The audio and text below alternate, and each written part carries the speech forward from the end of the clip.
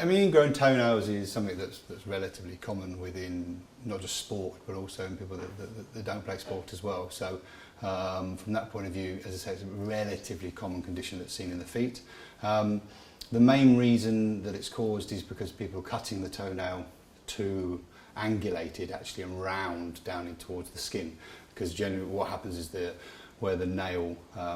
reaches round down and grows towards the skin, it grows into the skin as it regrows. And that causes the irritation within the skin and causes the inflammation. So the main piece of advice when you've got or to prevent ingrown toenails in the first place is to make sure you cut your nail square. So try and cut it square across, and there's a temptation, especially the way nail clippers are, to go and cut all the way round, but actually you want to try and cut it square, so that edge pieces doesn't actually dig into the skin, and then so that's the way of preventing them. And generally you shouldn't then get ingrown toenails from it. They're quite when in terms of sport wise, the main sports you get it is where you're wearing shoes which are potentially too small for you. So for example, a lot of people in football wear boots that are too small for them, and that can tend to squash the nail against the skin at the side. So again, just being wary of that from that point of view, and it might need some kind of padding between the toes.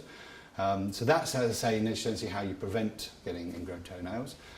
If you do get one, the main way is letting it settle itself down, but you can buy some kind of nail softener creams and lotions that you just paint onto the nails to soften the nail up a little bit, so that what you've got essentially got to do is wait for that nail to grow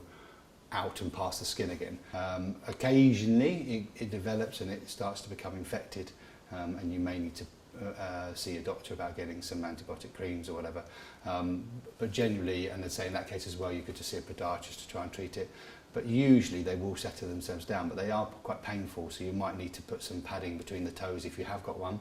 to try and prevent it from pushing against the toe next to it when especially if you're playing sport or you're walking around.